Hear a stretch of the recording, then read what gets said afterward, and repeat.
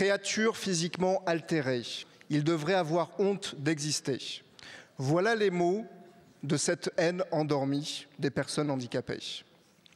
En votant pour Marine Le Pen, tout va rentrer dans l'ordre. Voilà de qui se revendiquent ceux qui appellent à mon extermination.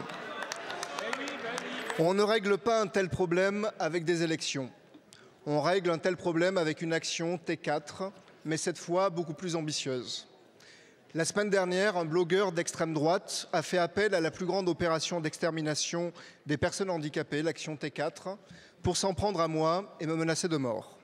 L'action T4 a conduit à l'extermination par le régime nazi de plus de 200 000 enfants et adultes handicapés pendant la Seconde Guerre mondiale, par surdose de médicaments, par sous-alimentation ou par asphyxie dans les chambres à gaz. Un crime de masse contre les plus vulnérables et contre ceux qu'on jugeait indignes de vivre pour purifier la société. L'horreur absolue. La concrétisation de l'idéologie eugéniste dans ce qu'elle a de plus abominable. On aimerait faire croire que c'est un élément isolé, une brebis galeuse. Mais aujourd'hui, ce ne sont plus seulement des mots.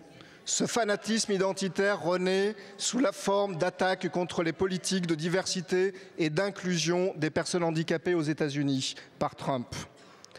Personnes handicapées, transgenres, issues de l'immigration, musulmanes, juives, femmes, la banalisation de la haine envers l'un pave irrémédiablement la voie à la haine de l'autre.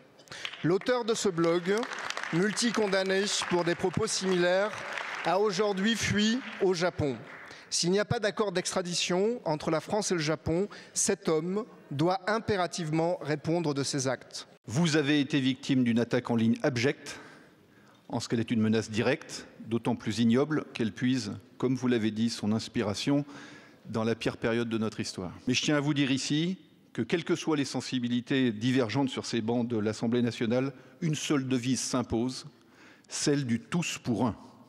Car lorsqu'on s'attaque à un élu, c'est toute la République qui doit le soutenir et le protéger.